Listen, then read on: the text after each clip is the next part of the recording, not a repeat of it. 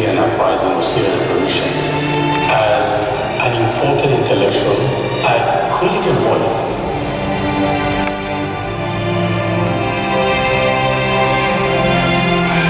Every week, a newspaper trying to explain what's happening, where are we now, what are the motivations of what's happening in the country.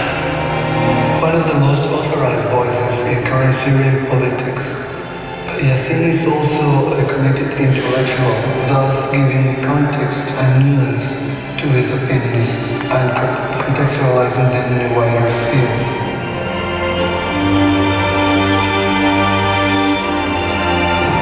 Even his journalistic pieces provide great insights into the nature of the state, its policies, the importance of issues democratization, critique of human rights. We want to move out from the serfdom condition, from being treated like slaves to freedom. That's all, nothing more than that. I hope I'm an agent, an active agent in this struggle. I am honored by doing this. Yeah, that's it.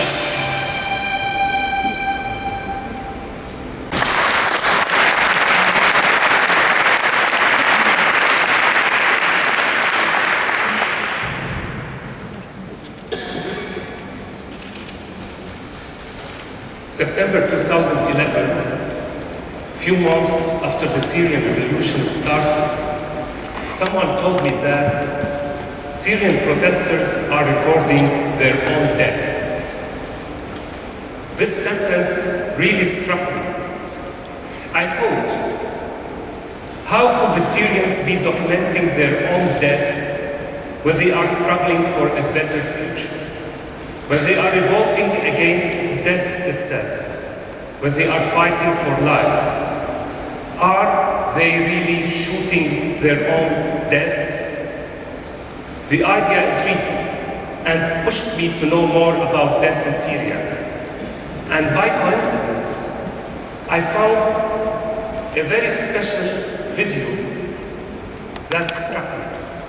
I gave it this title, Double Shooting. And this is a short part of it.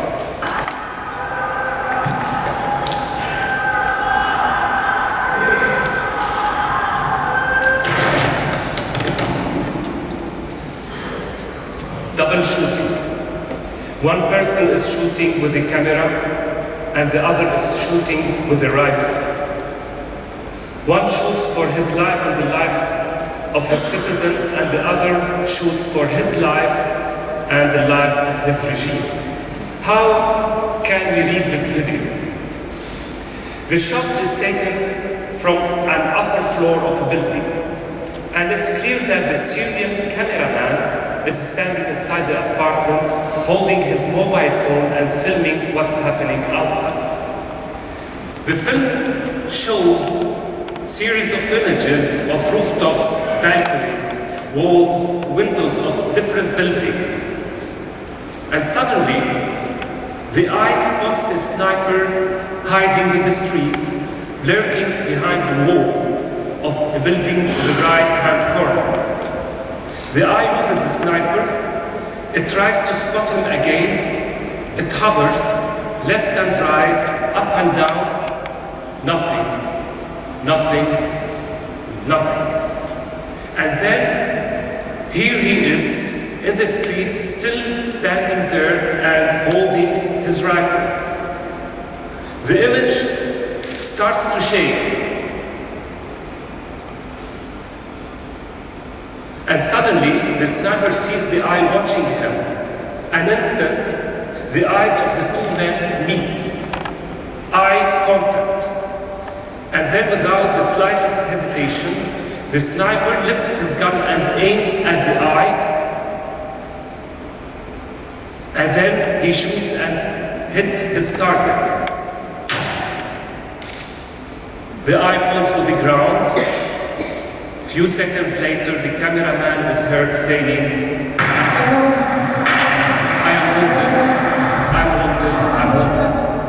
then nothing, complete silence.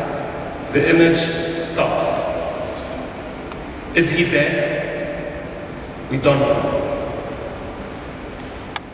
I assume that what the protesters in Syria are seeing is the exact same thing that they are watching directly on the tiny screens of their mobile phones as they film. What I mean is that they are not looking around to choose a corner or a scene in order to record. No, they are rather simultaneously looking through the camera and recording. So, in practice, the eye and the lens of the camera see the same thing. And this is the same exact thing that we will see later on the internet or on the TV, but in a different place and time. It is as if the camera and the eye have become united in the same body. In other words, their cameras are not cameras, but eyes implanted in their hands. An optical prosthesis. During the latter half of the 19th century, some scientists became interested in optography. Optography refers to the image captured by the eye itself, and which can be extracted right after the moment of death as it's printed on the retina. In 1870, scientists from the Department of Forensic Medicine in Paris undertook a series of experiments aiming to prove that the retina of the eye, the retina of the assassinated people, can hold an image of the last thing they saw. So for the scientists, it would be possible to acquire these images simply by developing it as in photography using a chemical fixative. Well, after several experiments, German professor Wilhelm Kuhn concluded that the eye should not be considered as photographic camera, but rather a fully fledged photography workshop.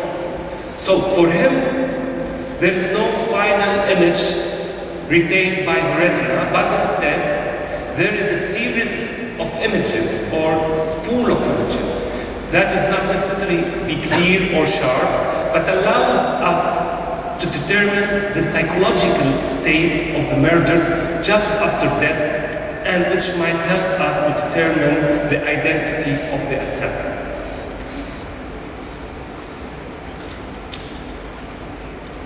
In the light of these assumptions, I rewatched the Syrian short video, and I assume that it contains a spool of images that provide insights into the psychological state of the cameraman.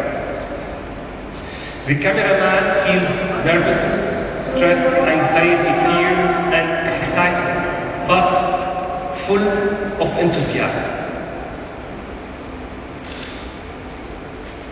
I would like to find in such videos made by the Syrian protesters the insistence on distinguishing the identities of their murderers, that they reject the possibility of these murderers to get the right of amnesty in the future under any conditions, as was the case in my country, in Lebanon. I printed the video frame by frame in separate still images.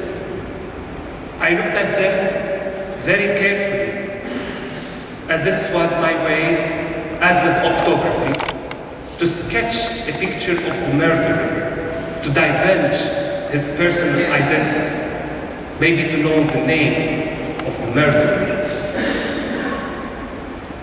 This is the killer.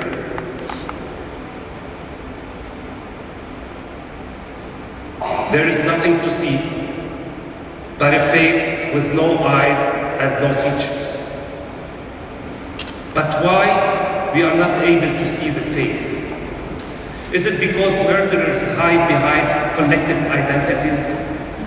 A diluted identity, one referred to as the regime? If this is the case, then why do the Syrians insist on recording those who are killing them? Why do they continue to film even as their eyes can see the guns being aimed at their faces to kill them? Why don't they escape? I mean, they have enough time to run away before the sniper shoots. But instead, they keep filming till being shot. Why? Of course, they don't want to be martyrs. No. Is it because the eye has become an optical prosthesis and it's no longer an eye that feels, remembers, and forgets? Perhaps when the cameraman sees the sniper lifting the gun toward him, he does not understand that he might be witnessing his own death. Because by watching what is going on through a mediator, the small screen in the mobile phone, the event is isolated from reality, and it causes a delay, a little delay between the real time and recording time. At least this will create the illusion of being distant from the event itself. And we should not also forget that the cameraman is always off camera. This is why he believes that he will not be killed because his death is happening outside the church.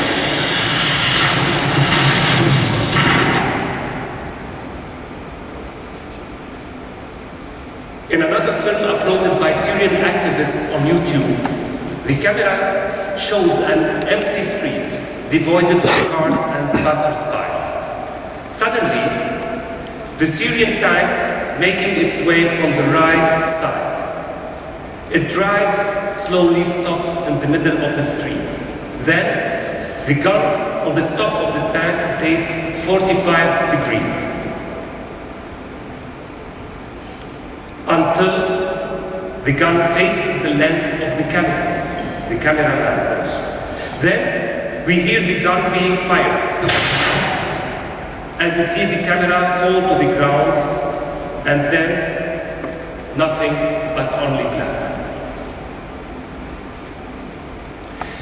In his film, The Time That Remains, director Elia Suleiman plays the role of the witness. He observes a street occupied by an Israeli tank. He watches and narrates what's happening.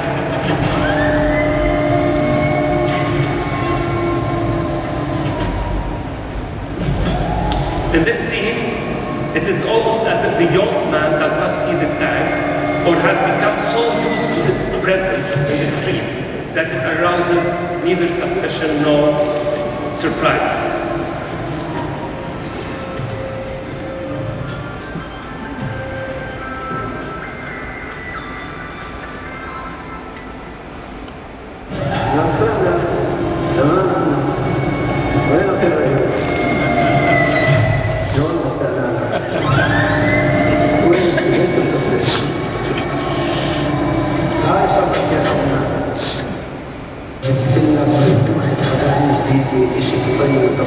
The scene ends with the phone conversation ends and the camera at that and resumes its initial position, turned to where Suleiman was hiding and watching. So the camera now faces the lens of the camera as if it's pointed toward us.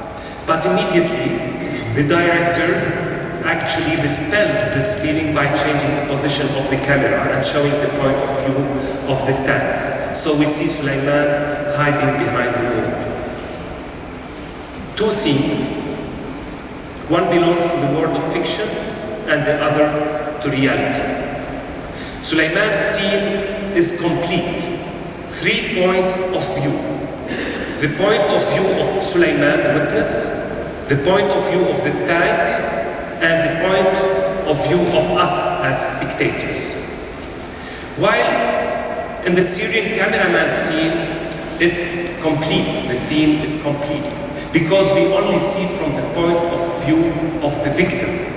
He remains unknown to us, unseen. In Suleiman's scene, the actor is the witness. In the Syrian cameraman scene, both the cameraman and the spectator are witnesses.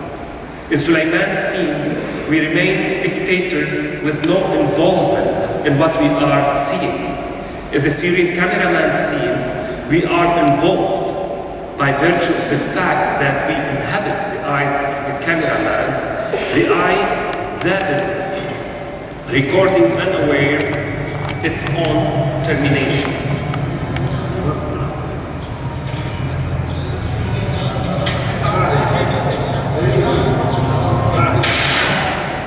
Paradoxically, we don't see the moment of death, even though the scene is not edited. The moment itself cannot be located and cannot be seen. Someone asked me if the cameraman was killed while filming, then how could we see his video uploaded on the internet? Who did it? The first thought comes to mind is that one of his friends or family picked up the mobile phone and uploaded the videos onto the internet. Could be. Personally, I don't think so, since I don't believe that the cameraman is dead. Because, as I argued before, our eyes are an extension of the cameraman's eyes, and his eyes are extension of his mobile phone's lens. And this leads us to the logic that when the bullet hits the lens, then logically it should hit the cameraman's eye and it should hit our eyes as well. So metaphorically, we should be killed once we watch this video. But as we are not killed after watching the video, I assume that the cameraman is not killed as well. And my proof is that the mobile phone has not died. All the photos are saved, not killed, since we have watched them and we are able to watch them again and again at any time.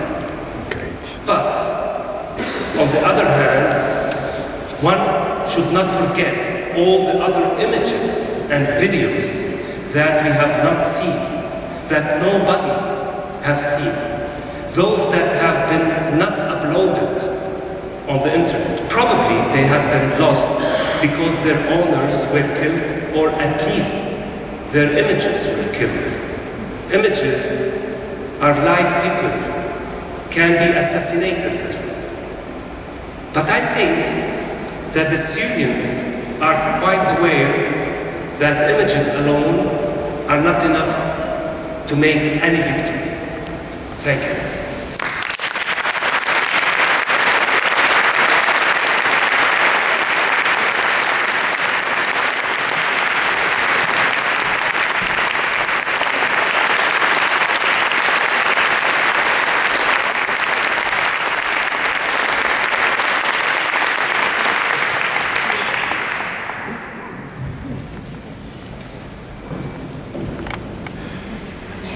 Your Majesty, Your Royal Highnesses, Excellencies, dear friends, it's particularly fitting to start this award ceremony with this lecture performance by Rabi Boué, reflecting on images posted by civilians in Syria on the internet every day. Rabi Boué received a Prince Claus Award last year. One of the laureates of this year, Yassin al-Hajj Saleh, is in hiding in Syria as we gather here today. And many other artists struggle to make their voice heard in situations of conflict or profound upheaval. Rabi, your commentary, your questions have provoked us to think. And this is, as you said, the aim of art.